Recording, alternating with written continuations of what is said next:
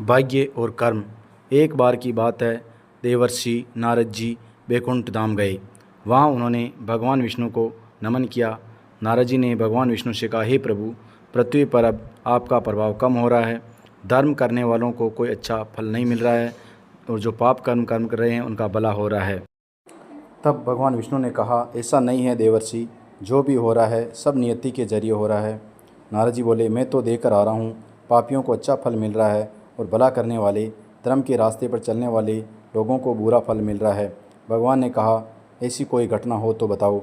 नारद जी ने कहा, अभी मैं एक जंगल से आ रहा हूँ, वहाँ एक गाय दलदल में फंसी हुई थी, कोई उसे बचाने वाला भी नहीं था। तभी एक चोर उधर से गुजरा, गाय को फंसा हुआ देखकर भी नहीं रुका और वह उस गाय पर पैर रखकर दलदल लांघकर निकल गया। आगे जाकर चोर को सोने की मोहरों से भरी एक थैली मिली। थोड़ी देर बाद वहाँ से एक साधु गुजरा। उसने उस गाय को बचाने की पूरी कोशिश की, पूरे शरीर का जोर लगाकर उसने गाय को बचा लिया। लेकिन मैंने देखा कि गाय को बचाकर निकलने के बाद वह साधु आगे जाकर एक गड्ढे में गिर गया। प्रभु बताइए, ये कौन सा न्याय है।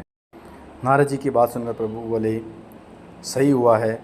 जो चोर गाय पर पैर रखकर गया था, उसकी किस्मत में तो एक खजाना था, लेकिन उसके इस पाप कर्म के कारण उसे कुछ मोहरें ही मिली। वहीं उस साधु को गड्ढे में गिरना पड़ा, क्योंकि उसके भाग्य में मृत्यु लिखी थी। लेकिन गाय को बचाने के पुण्य के कारण उसकी मृत्यु एक छोटी सी चोट में बदल गई।